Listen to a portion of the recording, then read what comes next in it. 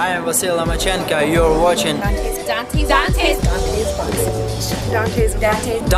Boxing Nation.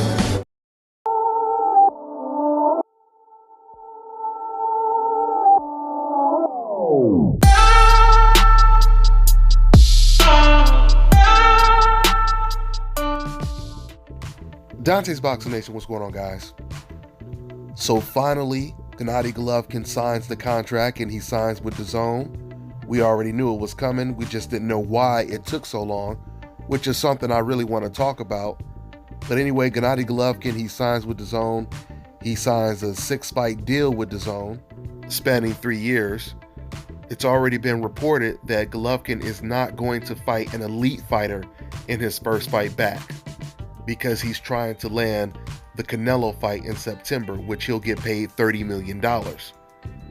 But that's assuming Canelo beats Danny Jacobs, which is not guaranteed. If Danny Jacobs does pull off the upset, then there is a rematch clause, and he will most likely have to give Canelo an immediate rematch. So that means Gennady Golovkin won't get that fight in September. And I believe Eddie Hearn is going to push for Golovkin to fight against the WBO middleweight champion, Demetrius Andrade, which makes all the sense in the world. You know, it just amazes me how so many people, they go out of their way to try to protect Gennady Golovkin. Even the media, writers. For example, I was reading an article about this news today, and the writer, he said that Demetrius Andrade is high risk, low reward. But we know that makes no sense at all, because Demetrius Andrade is the WBO champion. He's undefeated. Golovkin no longer has a belt. And on top of all of that, Golovkin is going to get the money that he wants when he fights against Demetrius Andrade because of his deal with Dazn. So the money excuse is out of the window. So if Gennady Golovkin were to beat Demetrius Andrade, he would be getting all the awards. It's a high risk, high reward type of fight for Gennady Golovkin. Now, and I wanted to talk about how long it took for Golovkin to sign this deal. By way of contrast, did you guys notice when Canelo Alvarez, when he signed with Dazn, it was like overnight. It was right away. When it comes to Gennady Golovkin, it's been months before he finally signed with Dazn. And I wonder if this has anything to do with selection of opponents. Because you know, when Golovkin was with HBO, they spoiled Golovkin. They let Golovkin fight whoever he wanted to. If Golovkin wanted to vacate his belts, not fight Sergey Derevyevchenko, to fight Vanes Martirosyan, HBO gave him the green light. When Golovkin decided to fight Willie Monroe over Erislandy Lara, they gave him the green light, right?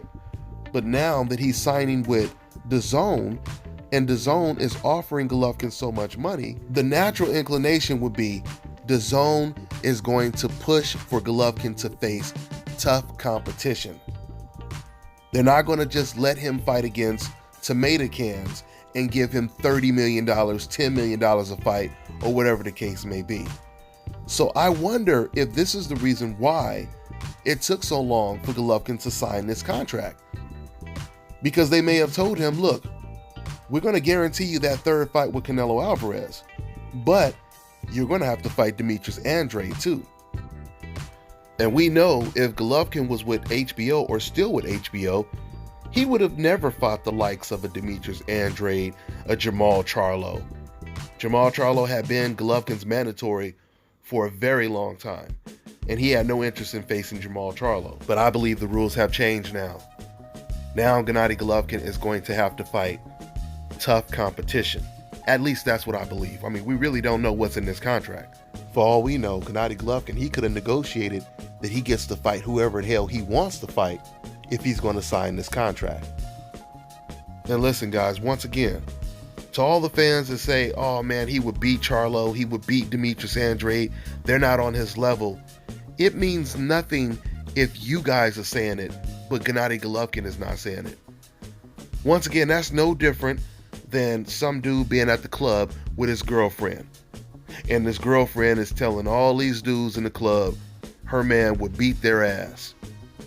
But yet, her man is like, baby, stop telling them that. I'm not trying to fight these dudes. This is the situation you guys are putting Gennady Golovkin in. It don't matter what your girlfriend says. It only matters what Golovkin says, but more importantly, what he does. Okay? You guys can't have it both ways. You can't sit over here and say, well, Gennady Golovkin is too old to be fighting against fighters like Jamal Charlo and Demetrius Andrade, but he's not too old to be fighting against Canelo Alvarez. What does that mean about Canelo? What does that say about Canelo if you guys truly believe that? Does that mean you guys believe that Canelo is not on the level of a Demetrius Andrade or a Jamal Charlo? Because these are the different excuses that we hear every day when it comes to Gennady Golovkin. Now, by way of contrast, when it comes to Canelo signing with Dazn, his first fight, he did fight a tomato can in Rocky Fielding. But after Rocky Fielding, he signed to fight Danny Jacobs. Let's see what Golovkin does after his first fight, right? So once again, according to reports, we already know he's going to take an easy opponent. If he doesn't get Canelo next, let's see who he decides to fight. I can tell you right now, Canelo Alvarez clearly has more confidence, and he clearly is willing to fight better competition than Golovkin. Because Golovkin, if Canelo was thinking like Golovkin right now, which Golovkin is really trying to protect the third Canelo fight, so he wants an easier opponent, Canelo could have thought the same way, but Canelo's not going that route. Canelo is taking on an opponent that may be tougher for him than the Golovkin fight. In fact, even Canelo Alvarez himself said that. Canelo said that Danny Jacobs is going to be more difficult. He said his style is more complicated. He's going to be more of a difficult fight than a Gennady Golovkin fight.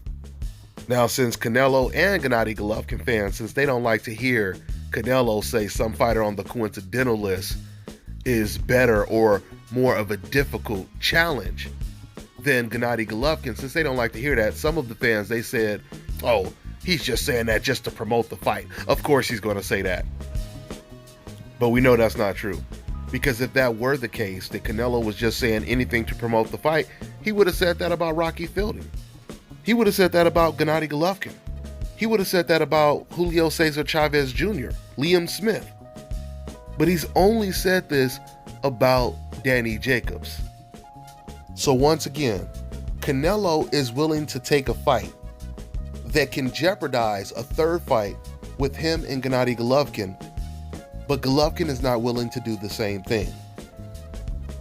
He's trying to ensure that he gets a third bout with Canelo Alvarez by taking on an easier opponent.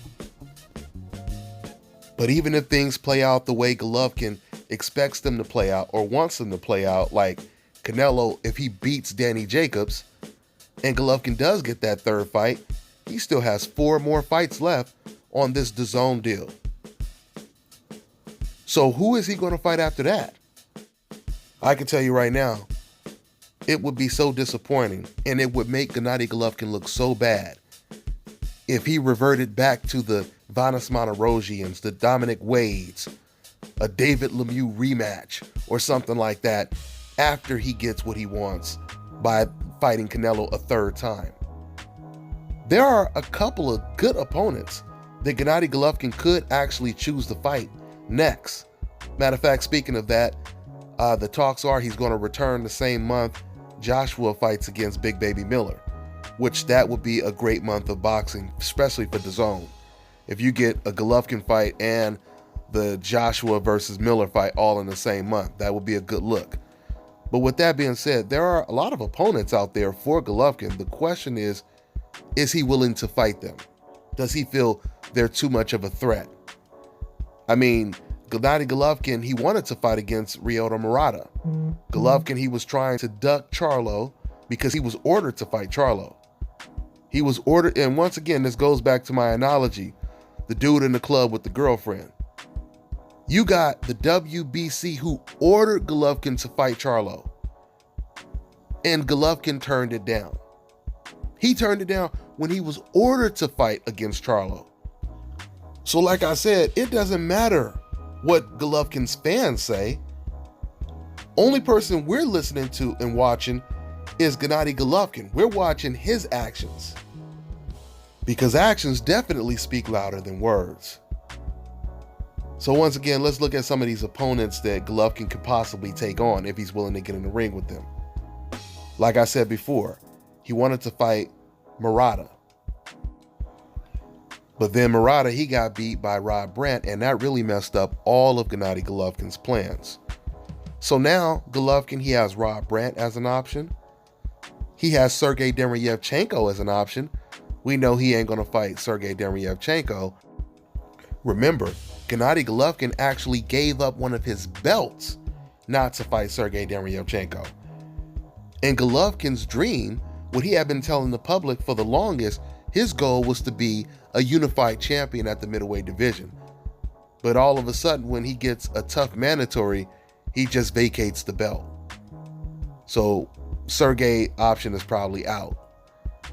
You even have opponents like Selesky Majes, who Danny Jacobs beat. Selesky, or Selecki, he actually was doing really good in that fight with Danny Jacobs. The fight was extremely competitive in the first half of that fight. I would like to see how Golovkin would deal with an opponent like that. So it's going to be really interesting to see who he decides to fight. He may end up still going with Murata. That seems like a move Golovkin would make. Let's see what happens. That's all I got for now, guys. I'm on to the next one.